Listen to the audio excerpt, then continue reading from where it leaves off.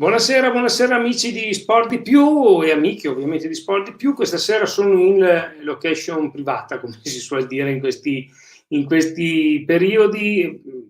Qualche problemino di lavoro, quindi mi sono un po' attardato, ma non cambia nulla, la formula rimane quella delle ultime settimane. C'è chi condurrà al posto mio, o meglio, condurrà insieme a me, però in loco, quindi nel lounge di Avelia, ed è Matteo Lerco, e poi eccolo qua, e poi ci sono tutti gli ospiti che adesso appunto Matteo vi presenterà. Parleremo questa sera di BMX, BMX Arena in particolare, questo grandissimo impianto, uno dei più belli d'Europa, che è sorto nel 2013, se non ricordo male, a fianco dello Stadio Bentegodi, e lì si terranno nel weekend dell'1-2 di maggio e dell'8-9 maggio i campionati, la Coppa Europa e la Coppa del Mondo di BMX. Questo è l'argomento della serata. Ora passo la parola a Matteo che vi presenterà gli ospiti. Prego Teo. Ciao Albi e benvenuti a tutti gli spettatori. Sono qui con due icone del BMX veronese e non solo. In ordine di vicinanza presento Giacomo Fantoni, campione in carica della categoria Elite BMX 2018-2019. Benvenuto Giacomo. Grazie mille, ciao a tutti. E Paolo Fantoni, anima del BMX veronese, nonché vicepresidente del team BMX Verona. Benvenuto Paolo. Grazie dell'invito e buonasera a tutti voi. In collegamento, sempre a distanza, abbiamo altri tre ospiti. Leonardo Cantiero di Team BMX Verona. Buonasera Leonardo.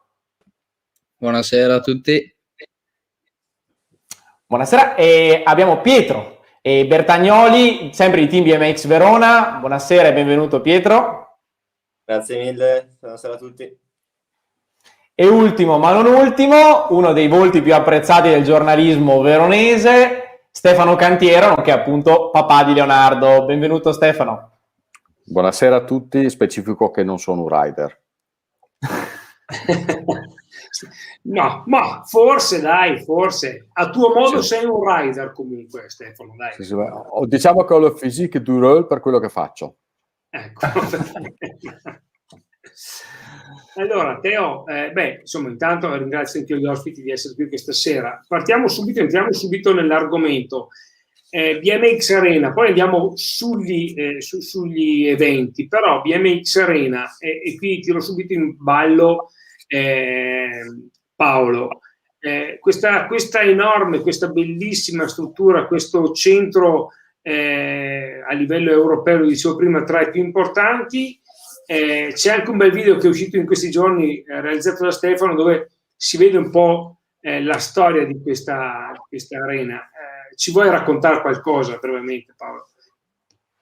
Ma molto volentieri. Diciamo che ci siamo trasferiti dalla vecchia pista di Montorio presso il Circolo Primo Maggio nel 2013. L'idea di trovare uno spazio, un posto adeguato per quello che era lo sviluppo possibile della BMX a Verona ci ha consentito di fare una ricerca sul territorio veronese e abbiamo trovato questa situazione proprio a fianco allo stadio Bentegodi, dove c'è un terreno adeguatamente ampio per poter realizzare un progetto che inizialmente sembrava un'utopia, diciamo, nel senso che quando ci siamo avvicinati a quel terreno abbiamo visto in che condizioni si trovava.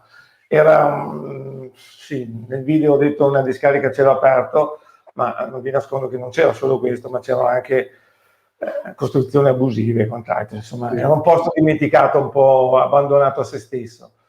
E l'idea nostra di fare qualcosa di importante, perché una volta che una pista ce l'avevamo, voglia di fare qualcosa, valeva la pena fare qualcosa in grande, quindi ci siamo concentrati e abbiamo messo tutte le nostre energie, non solo nostre personali, della nostra famiglia, voglio dire, ma tutte quelle dei volontari e delle persone che facevano parte del team a quel periodo. È stata una scelta comune, diciamo che il sogno e il pensiero era forse il mio, ma condiviso da tutti i soci della nostra società. Paolo, un un centro che da inizio febbraio si è arricchito di un ulteriore riconoscimento, siete diventati un centro europeo per il BMX. Diciamo che la società è una società che quest'anno fa 35 anni, compie 35 anni, 30 anni come iscritti alla Federazione Ciclistica Italiana, precedentemente era iscritta ad un altro ente, anche perché la federazione quasi neanche riconosceva il BMX. Certo. Però diciamo che il gruppo fondatore, del quale noi saremo sempre grati per questa idea, questo piccolo tracciato che c'era a Montorio, che poi nel tempo si è sviluppato tanto da avere, anche se come pista anomala, la possibilità di fare un campionato italiano. Nel 2000 abbiamo fatto un campionato italiano a Montorio. Se qualcuno oggi va presso la pista di Circolo Primo Maggio può rendersi conto e dire: ma com'è possibile fare un campionato italiano qui? Ma i numeri c'erano, gli atleti c'erano, e quindi ci siamo anche permessi di arrivare a fare una manifestazione del genere. Però da lì abbiamo detto: stiamo crescendo, cerchiamo qualcosa di importante, e abbiamo fatto questa ricerca, trovato il terreno e siamo arrivati a fare una pista che oggi è stata riconosciuta come pista, unico centro federale italiano, sede degli allenamenti prevalentemente della nazionale italiana. C'è una palestra adibita proprio per gli atleti della nazionale italiana che possono venire, e tra virgolette non ci siamo solo noi della BMX che utilizzano, ma anche le persone che fanno del velodromo a Montichiari, che abitano però nelle vicinanze della nostra struttura, e invece di trasferirsi e fare tanti chilometri, quando hanno la sezione di allenamento la fanno direttamente qui da noi. E quindi è un bellissimo connubio quello, e anche molto simile l'attività tra ciclismo su velodromo e la BMX. È stata riconosciuta anche però recentemente come uno dei 2 impianti come centro europeo per lo sviluppo dei BMX, perché l'intenzione con l'Unione Ciclistica Europea è quella di portare non solo le manifestazioni che facciamo ormai dal 2016, ma anche incontri tra allenatori, preparatori, atleti, quindi una logistica che ci tengo molto a sottolineare che non abbiamo finito i lavori, siamo solo a metà del percorso, quindi abbiamo ancora molte cose da realizzare, da fare, e le faremo appunto prossimamente. Quindi non c'è nessuna linea d'arrivo, si continua a pedalare in avanti. No, non siamo ancora assolutamente in arrivo, no. Siamo ancora, il traguardo è molto lontano. Cioè la linea c'è, ma è ben avanti ancora. Posso dire una cosa? Secondo me è anche il bello un po' dell'arena BMX di Verona, questo fatto che è sempre in continua evoluzione, dà proprio quel senso di un'area sempre in ebollizione, sempre in fermento, c'è sempre qualcuno che ci lavora, sempre voglia di migliorare, di rimediare, di sistemare. Quindi questo penso sia, al di là dell'aspetto sportivo, sia anche un grosso merito vostro di tenere un'area importante come quella adiacente al Bentegodi, che come diceva Paolo prima fino a qualche anno fa era completamente abbandonata, tenerla sempre in ordine, sempre a posto, e sempre comunque disponibile a chiunque volesse venire lì anche a fare una passeggiata, a vedere la pista, anche se non è un atleta, giusto Paolo? Sì, ti garantisco che tutti i terreni, non abbiamo sistemato solo il terreno dell'impianto, ma abbiamo sistemato anche quelli che sono i terreni adiacenti, la maggior parte dei terreni adiacenti, e questa situazione permette a tantissime persone di utilizzarli questi.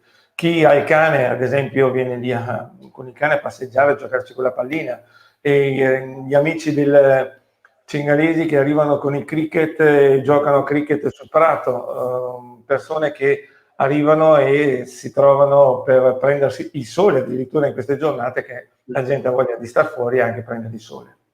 Sì. E dalle tue parole si vince la grande passione per le due ruote. Passo la parola a Giacomo. È una questione di famiglia un po', le due ruote, giusto? Sì, sicuramente è stata una questione familiare, poco da lui, nel senso che l'origine principale è data da mia madre. Esatto. E ovviamente però quando si sono conosciuti sono stati molto sulle bici tutti e due, perché è diventata comunque, essendo una cosa così importante per lei, una passione anche per lui, però lui è sempre stato molto più calciatore, quindi era un po' la pecora nera della famiglia. E quindi sì, in realtà è stata proprio sarà genetica, non so, però evidentemente può essere che sia. Certo. Ti abbiamo presentato prima come un'icona del BMX italiano e campione, in quanto appunto l'edizione 2020, dicevamo prima, non si è tenuta a livello elite. Questi riconoscimenti è stata lunga, no? La rincorsa per arrivare a quello che si è adesso. Sì, molto lunga. Ormai ho iniziato a correre a 7 anni ufficialmente, quindi ormai ne ho 30, quindi facendo due conti siamo a 23. È stata lunga, sì, è stata una bellissima cavalcata, perché devo essere sincero, è stato bellissimo questo sport, veramente a livello a cui l'ho praticato mi ha permesso veramente di andare in giro per il mondo, conoscere un sacco di posti, un sacco di persone. Però sì, cioè le fatiche, allenamenti, gare, alti e bassi, soprattutto i bassi sono quelli che si sentono ovviamente di più, però l'abbiamo sudata tutta e alla fine è stato un bellissimo premio, cioè raggiungere la vittoria al campionato italiano del 2018, poi anche quella del 2019, però la prima è sempre quella più sentita. Ed è stato un bellissimo premio alla fine, un po' un premio sì per gli sforzi fatti durante tutta la carriera. Può essere considerato un po' uno stile di vita il BMX, quello di prepararsi per un avvenimento e devi essere sul pezzo in quel momento lì. Ma assolutamente sì. È difficile, secondo me, per le persone che non praticano il BMX rendersi conto di quanto sia effettivamente difficile, di quanto sia dispendioso a livello sia economico. Diciamo che non è al pari di discipline come possono essere motocross, per esempio, a cui si avvicina molto. Però gli spostamenti per andare a fare le gare, perché ovviamente il livello più alto si trova alle gare quelle europee o alle gare quelle di livello mondiale e bisogna arrivarci, nel senso che bisogna in qualche modo spostarsi per arrivare a fare queste gare.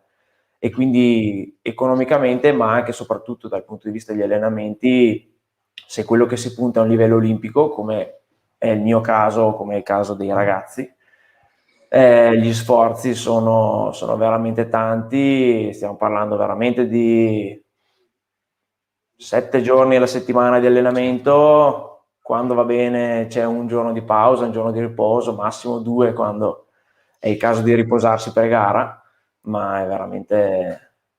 bisogna essere pronti, ecco, mettiamola così. Certo. Albi. No, a questo punto, visto che stiamo parlando dei ragazzuoli che pedalano, Stefano e Paolo capiranno se andiamo un po' di spazio a loro. Io volevo sapere proprio da Leonardo invece come è nata questa passione, perché comunque BMX, allora si usa sempre in modo errato il termine, no? Sport minore. Questo non è uno sport minore, è uno sport di nicchia, come continuo a insistere io, uno sport che ha meno visibilità, che però ha sempre la sua identica valenza e peso in ambito sportivo e anche e soprattutto in ambito giovanile, e quindi è una disciplina poco conosciuta. Ecco, Leonardo, come hai iniziato? Tu come hai conosciuto la BMX? C'è stato qualcuno che ti ha indirizzato e perché ti sei appassionato poi così tanto? Allora, il mio avvicinamento a questo sport è stato alquanto strano, nel senso che ho praticato molti sport. Mi ricordo che ho praticato all'incirca 10 sport prima di arrivare al BMX e non sto esagerando, avrò fatto veramente 10 sport, ma ogni volta passavo sempre davanti alla pista di San Giovanni, il Patotto, e ogni volta chiedevo ai miei genitori di poter provare, poter andare in pista e girare insieme agli altri. Ed è stato da lì che ho cominciato a prendere sulla bici e cominciare ad andare sui salti.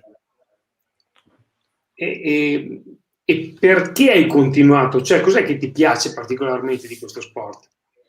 A me piace un sacco l'adrenalina, sono uno molto energico, ho sempre voglia di fare qualcosa, quando non ho niente da fare vado in palla, non so star fermo, devo per forza fare qualcosa e lo sport è quel qualcosa che mi aiuta a muovermi e a continuare. All'inizio era più uno sfogo, un divertimento. Adesso è proprio una passione perché, come si può vedere, sto cominciando ad avere dei risultati anche abbastanza buoni, quindi la passione aumenta sempre di più, poi la voglia di gareggiare aumenta ogni volta che si fa una gara, quindi è proprio questo il bello dello sport, confrontarsi e vedere il tuo livello rispetto a quello degli altri.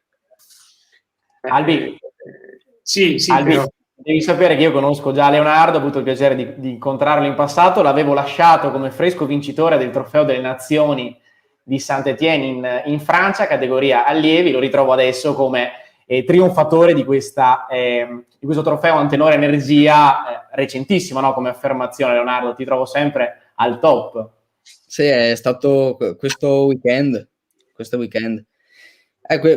è stata una bella vittoria perché era una bella gara, era combattuta, c'erano molti rider che venivano anche dalla Germania e dalla Repubblica Ceca, e devo dire che il livello si è alzato molto rispetto alle gare italiane nella mia categoria, siccome siamo sempre noi 5, 6 più o meno, e con questi è stato eccitante rispetto a quelle italiane, e la vittoria è stata anche molto più appagante, sicuramente. Certo, penso anche che il confronto con atleti di diverse nazionalità sia un buon termometro per capire anche il vostro livello, giusto? Come movimento italiano. Sicuramente con questa gara si è riuscito a capire più o meno anche il livello nostro rispetto a quello degli stranieri. Ovviamente il campo di prova che deve ancora arrivare sarà quello della settimana prossima con la Coppa Europa, dove ci saranno molti più rider sia da Olanda, Francia, che sono i principali rider nella mia categoria che si possono difendere bene, e non vedo l'ora di poter gareggiare con loro. Prima di passare a Pietro, Stefano, è un piacere e un orgoglio quando vai in pista e vedi Leonardo che poi al di là delle vittorie ce la mette tutta, si diverte, esce stanco magari con qualche pacca qua e là, però è contento. Guarda, glissiamo sulle pacche, sugli infortuni. Perché purtroppo questo sport, ho imparato a scoprirlo anch'io, è un ricettacolo di pacche, ma fossero solo le botte.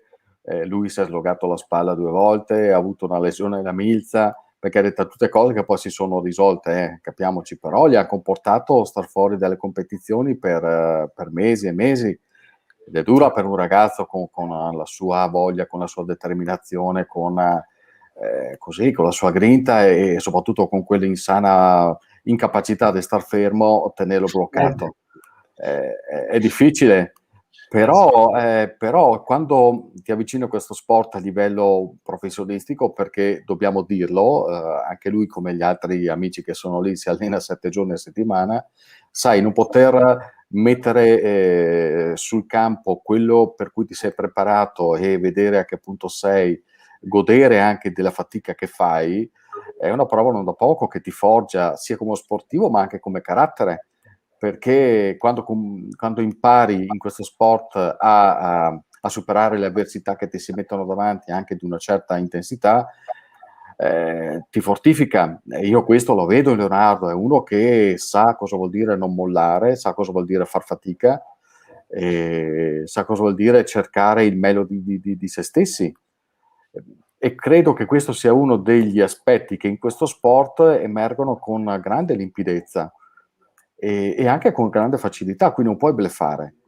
O ti impegni perché la tecnica deve essere sempre impeccabile, altrimenti rischi davvero di farti male, o ti ci metti tutto anima corpo per arrivare ai livelli di Pietro e di Giacomo, altrimenti è meglio che fai qualcosa di meno impegnativo, ugualmente divertente, perché nulla toglie che uno che voglia fare BMX non a livelli professionistici ma come master, non ha niente di sbagliato. Chiaro che se invece uno vuole impegnarsi a fondo per raggiungere risultati importanti, anche la sua impostazione mentale e di vita, perché bisogna dire anche questo, deve variare. C'è una dieta da seguire, ci sono degli orari da rispettare, ci sono anche delle regole mentali che vanno assorbite e poi messe in pratica non soltanto nello sport ma anche nello studio. Insomma, imparare a ordinarsi la vita, a fissarsi degli obiettivi, a ottimizzare i tempi in funzione di un po' di tutto, non è semplice e devo dire che in questo Leonardo è stato abbastanza bravo, insomma lo è tuttora, tolgo anche, non dico, cioè non tolgo abbastanza, sennò dopo il Messegasa e non va bene, però devo dirlo che è così, no, ma la maturità per capire che non lo sto lodando a caso, anche perché dopo ci pensa Jack no, perché poi dopo. Esatto. Ma sai, io faccio parte ormai, Alberto, di quella schiera. Io non conoscevo niente della BMX, è stato Leonardo ad avvicinarmi e a farmi entrare in questo mondo che per me era un mondo di matti che saltavano su una biciclettina piccola, facevano dei salti estremi. Non ho cambiato idea, sono ancora dei matti, però adesso in mezzo c'è mio figlio e quindi lo seguo, che è un po' diverso. Però voglio dire, il mondo dei genitori è un mondo integrante di questo sport, l'ho capito perché Alberto, di quella schiera, io non conoscevo niente della BMX, è stato Leonardo ad avvicinarmi e a farmi entrare in questo mondo. Mi pare di averla già sentita questa. C'è stato un ritorno, abbiamo ripetere, insomma, è sempre utile. Scusami, è stato ripetita Juventus. Dicevi Stefano, insomma, è abbastanza chiaro che insomma, questo sport è una grande famiglia, perché lo dicevi tu, i genitori volontari, se non ci fossero loro poi tutto il carrozzone farebbe fatica ad andare avanti, no?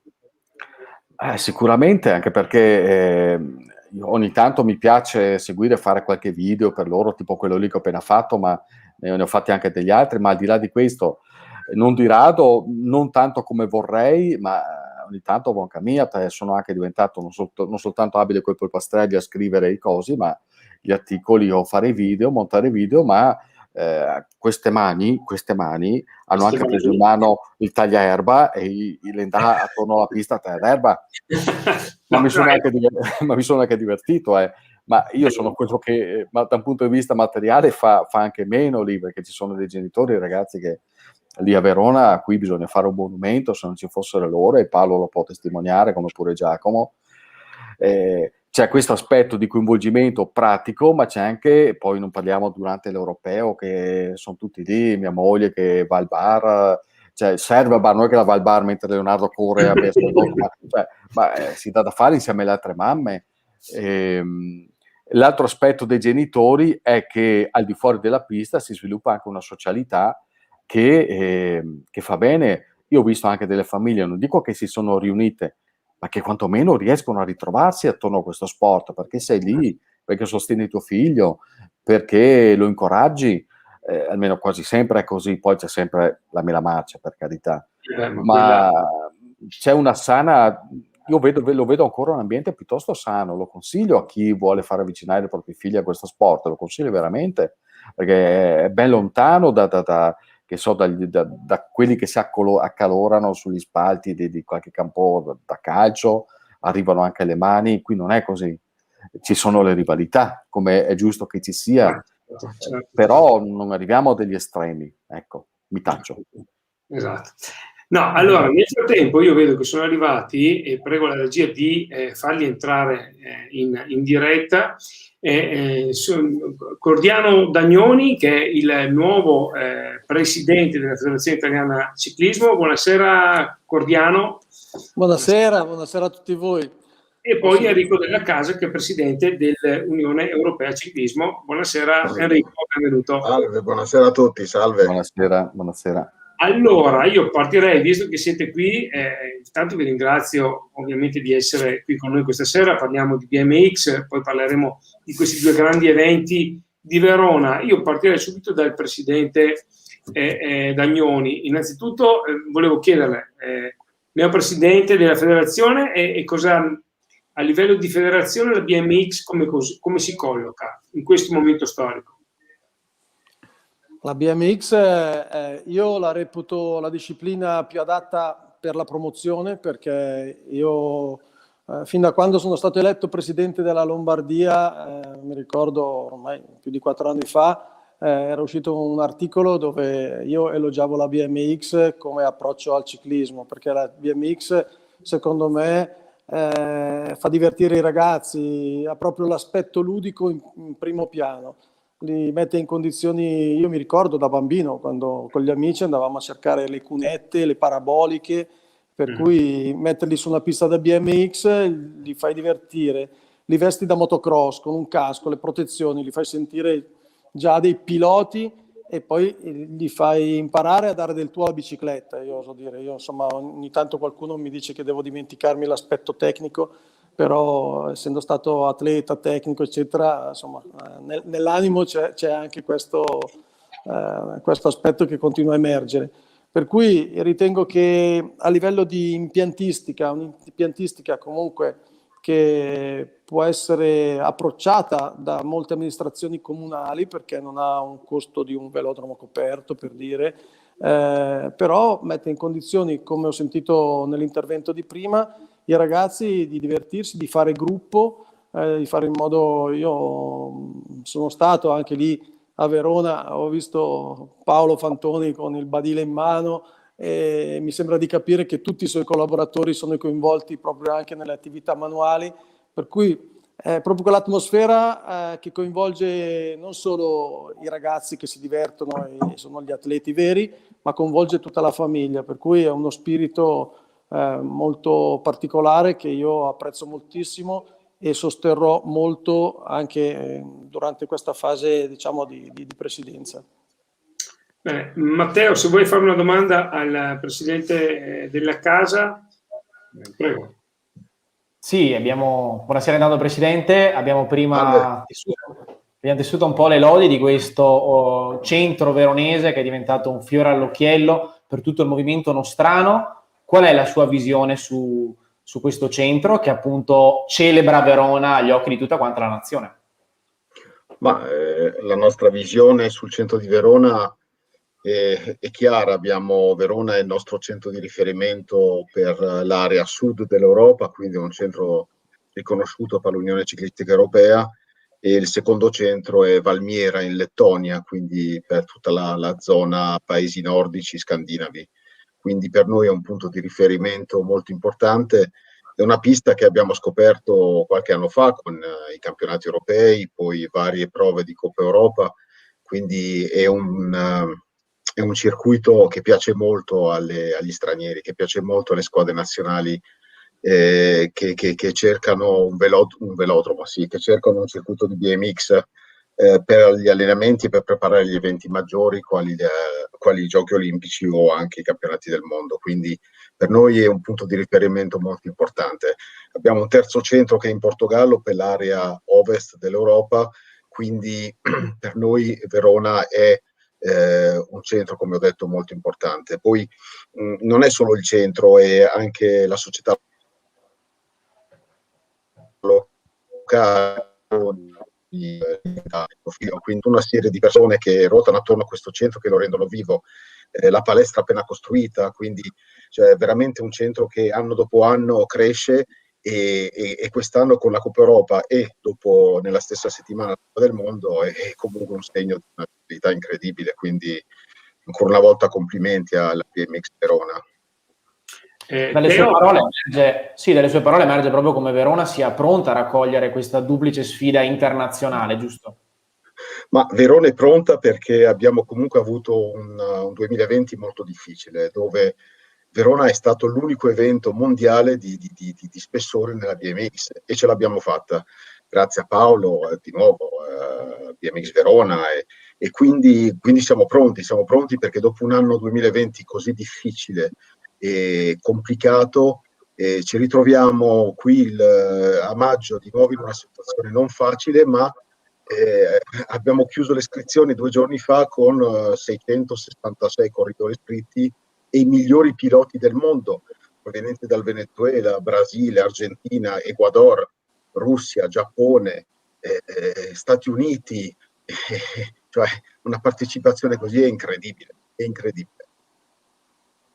La stessa domanda la faccio al presidente Dagnoni. Insomma, Verona, questi 2 eventi portano sì visibilità ovviamente a Verona, ma anche una grande lente di ingrandimento su quello che è tutto il movimento ciclistico nazionale. Sì, assolutamente. Sono 2 eventi che portano grande prestigio all'Italia, rendono onore al grande lavoro fatto dalla BMX Verona.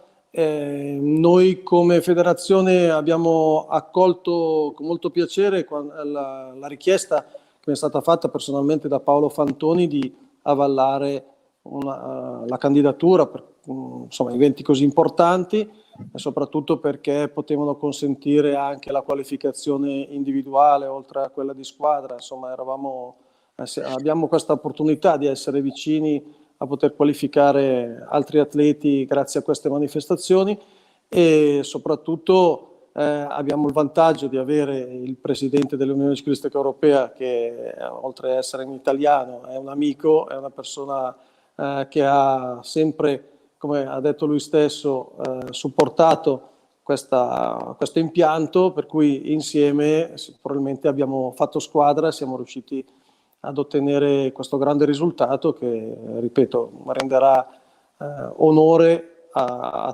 tutto il movimento della BMX italiana, non solo quello della vostra realtà. Certo. Prima di... Albi.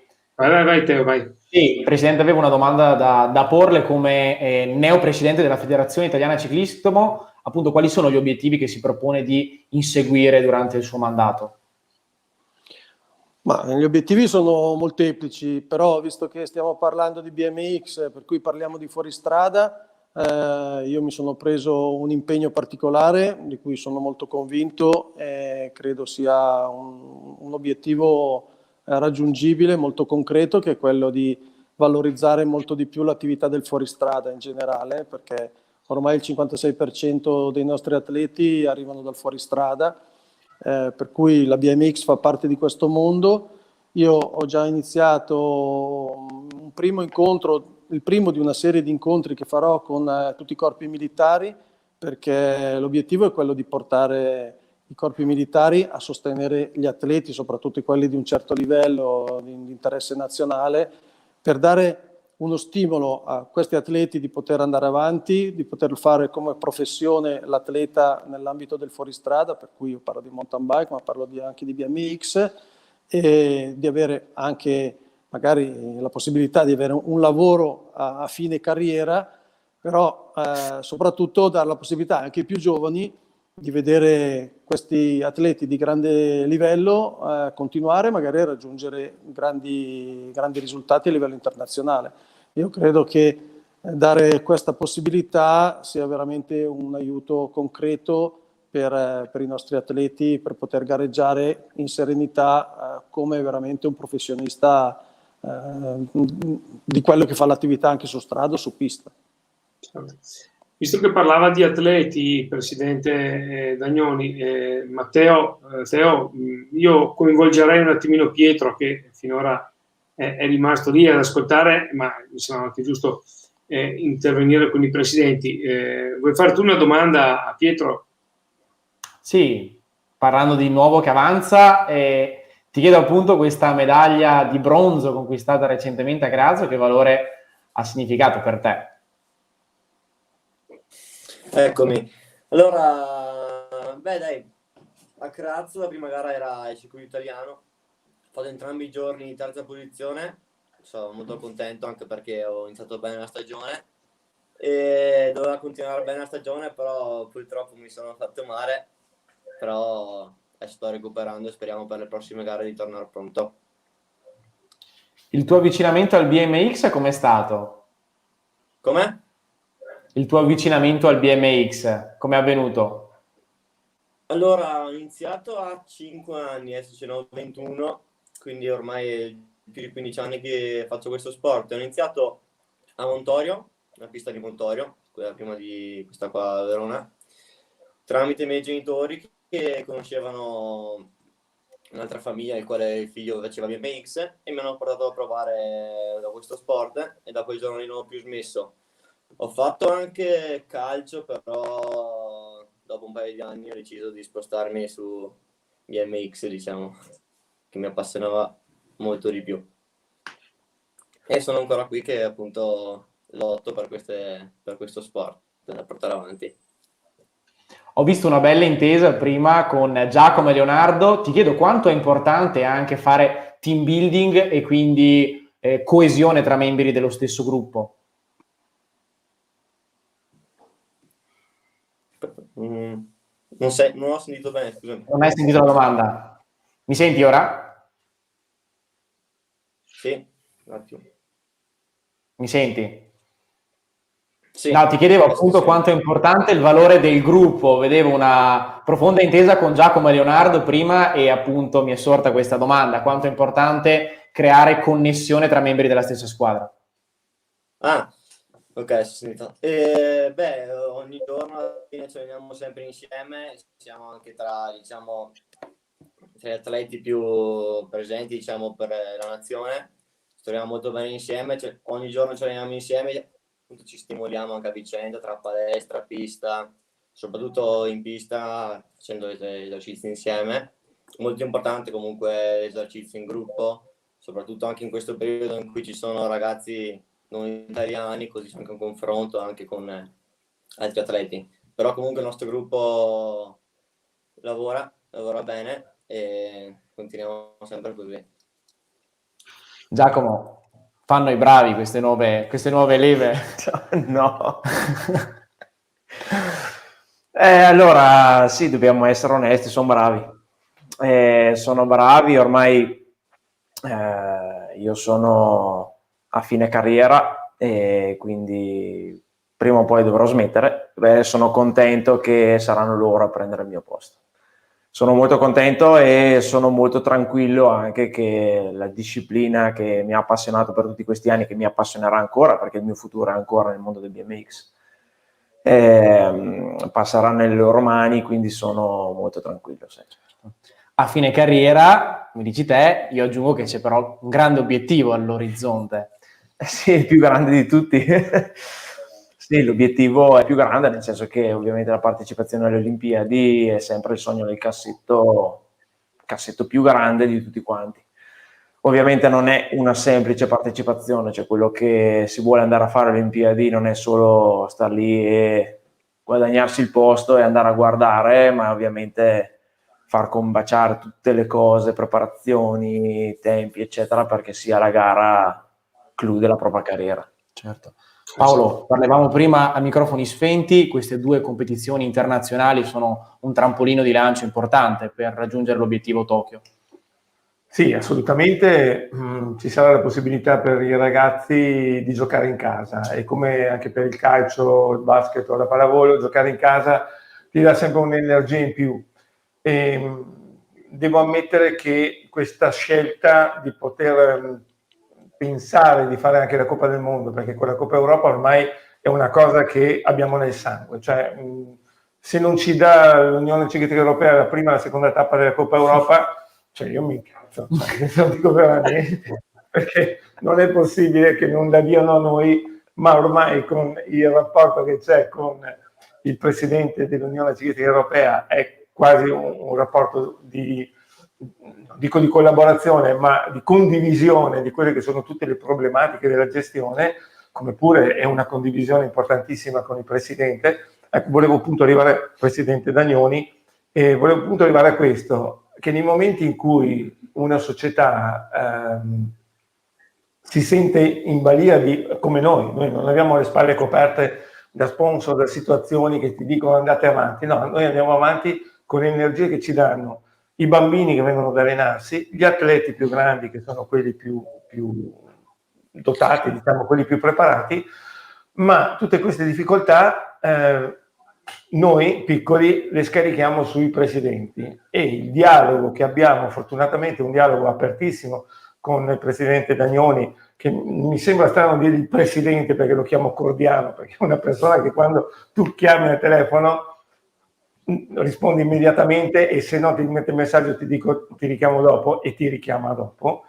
Vorrei dire che, e anche Enrico della Casa è la stessa cosa, quindi Cordiano ed Enrico sono degli amici, sono delle persone dove abbiamo la possibilità di sfogare quelli che sono i nostri dubbi e trovare dei consigli per come muoverci. Diciamo che questo per noi è fondamentale. Sono due presidenti anomali, secondo me, perché non sono assolutamente dei politici, non sono sono delle persone che vengono dal mondo pratico della realizzazione degli eventi, ma che hanno fatto anche delle attività, cioè non arrivano da altre discipline perché questo incarico oggi come oggi va bene, lo diamo a loro perché sono bravi politicamente. No, politicamente non li giudico perché non sono in grado di giudicare, ma sono dei grandi lavoratori. Certo. Albi.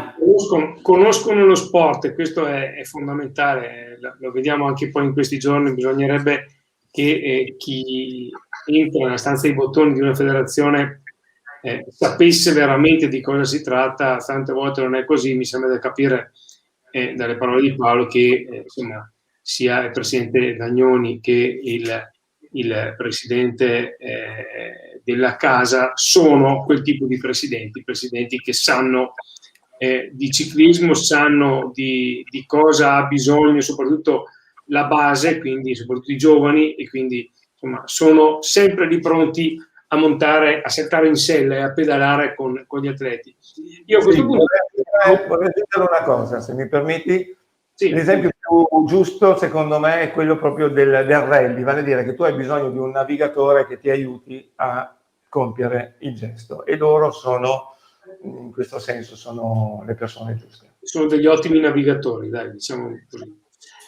Visto che abbiamo parlato di politica, mi sembra doveroso, oggi abbiamo ricevuto una clip video da parte dell'assessore allo sport del Comune di Verona, Filippo Rando, di saluto. Sappiamo poi che venerdì ci sarà la conferenza stampa di presentazione direttamente lì alla BMX Arena di questi eventi, però intanto l'assessore Rando ci ha mandato questa clip che prego la regia di trasmettere, di inviare. Buonasera Alberto, buonasera Paolo, buonasera a tutti coloro che ci stanno seguendo. È un piacere portare i saluti dell'assessorato allo sport del Comune di Verona a voi, e soprattutto per ringraziare e sottolineare il grandissimo lavoro di Paolo Fantoni, di tutti i suoi collaboratori che stanno regalando grandissime soddisfazioni al mondo delle due ruote, al mondo della BMX cittadina, organizzazione della Coppa Europa, della Coppa del Mondo anche valevole, dove si possono raccogliere punti importantissimi per ottenere poi il pass olimpico per Tokyo, e sono manifestazioni di primo ordine che fanno gonfiare il petto d'orgoglio veramente non solo all'amministrazione ma a tutta la città di Verona. Quindi il mio saluto di questa sera era anche un ringraziamento per lo sforzo che Paolo e i suoi collaboratori stanno mettendo in campo per regalare grandi soddisfazioni veramente allo sport di tutta la città. Quindi il sostegno dell'amministrazione, il mio personale a Paolo ci sarà sempre, anche quando smetterò di fare l'assessore, perché persone come lui e persone proprio il suo team meritano veramente sono un'eccellenza, oltre all'impianto, ma anche loro sono un'eccellenza della nostra città e stanno facendo un lavoro egregio. Io, meno male Paolo che le Olimpiadi sono in Giappone, non sono in Italia, se no dovevi organizzare pure quelle, quindi veramente una personalità che sta facendo parlare Verona oltre i confini della nostra città, e quindi questo ci fa un enorme piacere. Quindi un ringraziamento, naturalmente io sarò presente in entrambe le tappe per fare tifo per i nostri colori, e soprattutto per certificare ancora una volta il grande lavoro svolto per queste manifestazioni. Quindi vi ringrazio, vi saluto, e viva la BMX, e viva la BMX Arena, vi abbraccio e viva lo sport e tutto. Ciao ciao ciao ciao. Insomma, belle parole, Paolo. Sì, tra l'altro sono parole vere, sentite, quindi. Sì. Diciamo che Filippo è tuttora una persona, è l'assessore in carica, ma diciamo che a Verona abbiamo sempre trovato la disponibilità totale per quello che stiamo facendo, anche perché abbiamo, come abbiamo già detto precedentemente, dato un nuovo volto alla zona della pista, non solo la pista ma tutta l'area circostante, e quindi porta dei vantaggi sicuramente a quello che è la possibilità dei cittadini di usufruirne. Ma quello che è ancora più importante è il fatto che con queste manifestazioni riempiamo la città di turisti, specialmente anche in questo periodo con il Covid presente, riusciamo a fare lo stesso, come diceva Enrico della Casa, 670 partenti per la gara della Coppa Europa, quindi per 2 giornate ci sarà un afflusso solo di atleti di questo numero. Con questi numeri, quello che è fondamentale è capire che oggi come oggi abbiamo la possibilità, forse il 26, di avere anche qualche persona in più di pubblico. Abbiamo fatto delle richieste in prefettura, il comitato della sicurezza, per vedere a cosa possiamo accedere, perché abbiamo delle tribune, potremmo avere delle persone sedute, distanziate, con tutte quelle che sono le possibilità di gestione del pubblico in questo periodo di Covid, che non vi nascondo che ci sta complicando tantissimo la vita, perché tutti gli atleti dovranno essere controllati precedentemente, avremo un punto Covid per poter fare i tamponi anche sul posto stesso, quindi l'organizzazione già complessa normalmente diventa ancora più complessa in questo periodo. Certo. Ecco, volevo sempre dire che il Comune ci ha sempre dato sostegno, ma anche la Regione Veneto, devo ammettere che è sempre molto attenta nei nostri confronti. Certo. Dalle tue parole si vince come l'organizzazione sia fondamentale per il raggiungimento di un obiettivo. Sposto questa riflessione ai 2 giovani e chiedo quanto è importante la preparazione mentale e atletica, in che percentuali, nell'economia del raggiungimento di un successo, e se conta più l'aspetto mentale oppure l'aspetto atletico. Leonardo. Scusa, Teo, 2 giovani, perché Jack l'hai già messo dalla parte dei vecchi, giustamente. Perché Jack trionferà alle Olimpiadi e quindi in realtà diventerà ancora più punto di riferimento. Va benissimo, trionferà alle Olimpiadi, va benissimo. Leonardo. Allora, secondo me bisogna ovviamente, è scontato da dire, ma bisogna prepararsi molto bene per le gare che dobbiamo fare noi nel nostro ambito, soprattutto a livello europeo e mondiale. E è una bella domanda, perché a parer mio l'aspetto mentale contribuisce molto sul modo di girare e sul modo di comportarsi, sia in pista che nell'allenamento in generale. E come dico sempre io, e come mi dice anche molto spesso Giacomo, è che se non hai la mente per andare avanti, puoi anche sollevare 400 kg in palestra, ma se non hai la testa da spingerli non serve a niente. Pietro. Eccomi.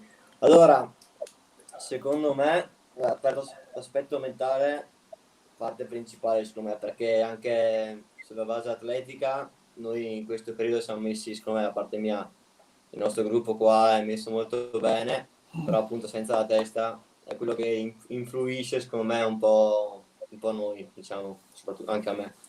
Però appena si mette a posto un po' quella parte lì, ci siamo in mezzo gruppo e ci siamo, quindi si può fare. Teo, io vorrei, visto che si parla nei vari interventi, anche dell'assessore Arando, parlava di un evento che porta sotto la lente di ingrandimento la nostra città, la nostra provincia, quindi fa conoscere anche un aspetto che non è esclusivamente sportivo. Io tirerei in ballo Stefano, che lui con la sua app Ti porto io ci fa girare, no? Non solo la provincia di Verona, ma tutte le zone limitrofe, anche fuori in altre province. E proprio Stefano volevo chiedere quanto un evento del genere può aiutare a far conoscere un territorio, delle tradizioni, le culture di una popolazione come quella veneta. Microfono. Aspetta, non ti sentiamo. Scusate, ecco qua. Ma allora, è una bella domanda, perché intanto la prima volta di Coppa del Mondo è una prova per tutti, anche per me, non lo nascondo. Poi per far conoscere, allora, io so che l'evento, soprattutto la Coppa del Mondo, sarà seguito dall'Olympic Channel TV, che è insomma il canale ufficiale olimpico, ha 3 milioni di follower in tutto il mondo, quindi so che devo realizzare dei filmati che parlino del territorio veronese-veneto, quindi già questo sarà un buon lasciapassare per veicolare quanto più possibile l'immagine di Verona e del Veneto un po' in tutto il mondo. E poi chiaramente l'utilizzo del digitale in questo senso può essere importante. Adesso vedremo di arricchire i social. Tra l'altro c'è un ragazzo che si sta occupando di questo in seno alla Team BMX Verona, molto bravo oltretutto. Vedremo di costruire dei contenuti che aiuteranno a far scoprire a chi verrà dall'estero che cos'è realmente la nostra città e la nostra regione. E non ti nascondo che sto tentando di mettere in piedi anche la possibilità per chi viene a queste gare, che nel caso dell'European Cup saranno molte famiglie, perché quella gara è aperta a tutti, quindi dai più piccoli ai più grandi, invece nel World Cup è soltanto per Junior Elite. Ma soprattutto per le famiglie, per chi si fermerà a Verona almeno per una decina di giorni, sto tentando di mettere in piedi e di organizzare un servizio con una società che conosco, per organizzare dei mini tour all'interno della città, magari in bicicletta, dei tour guidati, in modo che questi non vadano, si perdano, non vadano a casaccio, ma con un minimo anche di acculturamento sulla città, magari andando anche ad assaggiare qualcosa in Piazza Brao, addirittura in Piazza Erbe. Ho un appuntamento proprio domani su questa cosa qua, vediamo se riusciamo a mettere in piedi, insomma, anche perché andando in bicicletta non saranno neanche prezzi esorbitanti, anzi saranno molto accessibili, proprio per facilitare questa interazione tra gli stranieri e la città. Come tutte le occasioni internazionali, diventa una vetrina, sta a noi riuscire a coglierla in maniera adeguata. Certo è che, avendo avuto dei tempi così stretti, non è semplicissimo riuscire a mettere tutto a punto come si deve, però ci stiamo provando, insomma l'entusiasmo è tanto, anch'io mi sono lasciato coinvolgere anche emotivamente, devo dire, non soltanto perché c'è Leonardo che corre, ma perché vedo il movimento, la passione che c'è. Io rimango sempre colpito dalla gratuità di Paolo, di Giacomo, e non dimentichiamo la Parona, che è la Linda, quella è una che corre, che fa, e quindi anche vedo tanta positività in questo. Per questo anch'io mi sono messo a disposizione per in qualche modo aiutare a veicolare non soltanto Verona, ma anche quello che di buono c'è nel team BMX Verona, perché incorpora dei valori sani, dei valori veri, che ho cercato di trasmettere anche in quel video lì che ho preparato qualche giorno fa, e che nel suo piccolo, discostandosi dal mio target di argomenti normale, che è fatto soprattutto di tradizioni, di cibo, di food, di gastronomia, di vino, eccetera, nel suo piccolo ha fatto quasi 20.000 visualizzazioni, insomma, che di per sé non è un numero proprio malaccio, con tantissime condivisioni. vuol dire che è piaciuto. Su YouTube mi hanno scritto diversi rider anche dall'estero, mi hanno scritto degli inglesi, degli olandesi, qualche tedesco, non capivo niente di quello che scrivevano, ma ho visto che mi hanno apprezzato. È una vetrina importante, inutile negarlo, cioè mi fa piacere che siano con noi anche i due presidenti perché sento la vicinanza e questo è un bel segnale, non tanto per me o per Paolo, ma soprattutto per i rider. Capiscono che c'è un'egida autorevole istituzionale che è vicino a loro, che sta pensando a loro, e credo che questo sia un bel messaggio che possa essere veicolato anche attraverso manifestazioni come questa. Pensa a loro e crede anche in loro, perché insomma il messaggio è proprio quello, insomma si crede in questo movimento ed è giusto, come fai tu Stefano e come facciamo un po' tutti quanti, certo, supportarlo con i mezzi che abbiamo. Certo, quindi, scusa Stefano. No, io mi auguro che questo evento sia, per gli sforzi che faremo, che saranno importanti, mi auguro che venga ripreso veramente a livello di media nazionali e internazionali, perché lo sforzo è notevole. Qui non c'è in ballo un interesse ampio e economicamente generalizzato, ma troppo elitario, di una Superlega, giusto per essere chiari. Qui c'è in ballo invece uno sport che è ancora puro, perché qui non c'è un giro di soldi pauroso, capiamoci, i genitori contribuiscono. Mi messerei a venire fuori un appartamento, mi dico, da quando comincia a fare BMX o Fiora. Non proprio, però l'esborso c'è, ma lo si fa non tanto perché dopo alla fine magari hai il trofeo, hai la medaglia, adesso comincia a portare a casa qualcosa quel disgraziato lì, però fino ad ora è stato puro sport e a me non dispiacerebbe se continuasse ad essere così. Cioè, lui lo fa per passione, come tutti i genitori io cerco di regalare un sogno a mio figlio, che è quello di poterla coltivare questa passione e che gli dia un'autostima, gli dia una voglia di essere sempre capace di tirare fuori il meglio di se stesso. Ci sono ancora questi valori per fortuna nella BMX e se questa vetrina delle due manifestazioni può andare anche in questo senso, speriamo che venga accolto e diffuso nella maniera più massiccia possibile. Ciao Stefano, belle parole, come sempre sei preciso. Lo so, grazie. Cosa c'è lì? Cos'è che ridono lì i tre? Ma non lo so. Niente, Albi. Ah, ecco. Vai Teo. Avevo un'ultima considerazione da condividere con Giacomo proprio su questa evoluzione futuribile del movimento BMX. A Tokyo 2021 sarà riconosciuto il BMX freestyle e anche questo è un segno del nuovo che avanza e di un riconoscimento globale per un movimento che richiede e reclama giustamente sempre più spazio. Ma sicuramente con l'inserimento di queste nuove discipline un po' street, cioè tu hai nominato il BMX freestyle, ma ci sarà il surf, ci sarà lo skateboard, ci sarà mi pare anche il breakdance. È tutto un cambiamento che sta arrivando che è innegabile, quindi bisogna abbracciarlo in tutti i modi. Il BMX freestyle avrà il suo posto, avrà il suo spazio e speriamo che vada bene, perché ovviamente condividiamo la stessa bicicletta praticamente e quindi siamo un po' sulla stessa barca, mettiamola così. Certo. Albi, siamo in chiusura e io ringrazierei innanzitutto i due ospiti presenti qui negli studi di Avelia, Giacomo Fantoni, innanzitutto in bocca al lupo per i prossimi avvenimenti e per questo grande obiettivo che non diciamo, l'abbiamo già detto, gigante. Però, esatto, gigante. Non poniamo limite alla provvidenza. E a Paolo Fantoni un grazie anche da parte della redazione di Sport di Più per tutto l'impegno profuso nel rendere grande lo sport della BMX a Verona. Grazie a voi. Io ringrazio personalmente i due presidenti che hanno partecipato a questa diretta. Me li sento sempre molto vicini, anche questa disponibilità creata da ieri a oggi, diciamo che vuol dire che ci danno delle attenzioni. Un grazie anche appunto quindi al presidente Enrico Della Casa e a Cordiano Dagnoni, e sperando che in futuro ci possano rincontrare in un dialogo così proficuo sul movimento sportivo italiano. Un grazie. Grazie. Grazie a voi.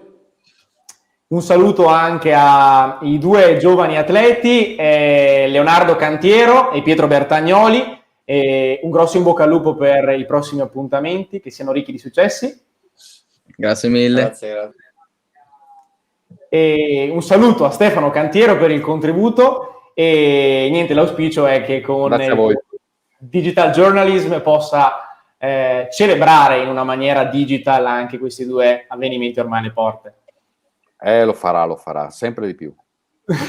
Beh, con Stefano si va sul sicuro. Adesso Bravo basta. Alberto.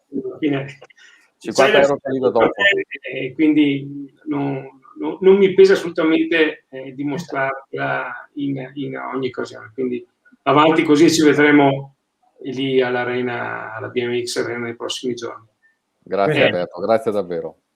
Albi, in chiusura ricordo il grande appuntamento del prossimo venerdì alle ore 17 col presidente del CONI Giovanni Malagò, con Dino Ponchio, presidente del CONI Veneto, e con Stefano Niesato, delegato provinciale CONI Verona, un incontro in cui si fisseranno i confini del rilancio dello sport, quindi una riflessione che sarà sicuramente proficua per vedere come ripartirà il movimento sportivo italiano. Sì, abbiamo chiamato questi tre capisaldi del CONI, ovviamente da Malagò a Ponchio per quanto riguarda Veneto e Niesato per quanto riguarda Verona, e a loro faremo delle domande, penso anche un po', insomma, non dico scomode, però andremo a capire veramente come si può veramente riuscire a far ripartire questo sport, soprattutto quello di base, che ha sofferto in modo, scusatemi il termine, bestiale questa pandemia, e insomma è inutile nasconderci, tante società purtroppo, ahimè, non potranno ripartire. Ecco, cercheremo di avere qualche risposta e faremo qualche domanda importante a loro, e insomma chi vorrà partecipare potrà ovviamente scrivere le domande e noi gliele porremo in diretta. Io ti ringrazio, Teo, veramente per essere stato questa sera tu in studio a presentare, ma insomma non c'è chi prima chi dopo. Ringrazio ovviamente Avelia per il servizio e per il supporto per queste bellissime dirette, e insomma io ringrazio ovviamente voi che ci avete seguito numerosi in questa sera, e do appuntamento venerdì e vi auguro ovviamente a tutti quanti una buona notte. Ciao. Ciao A tutti.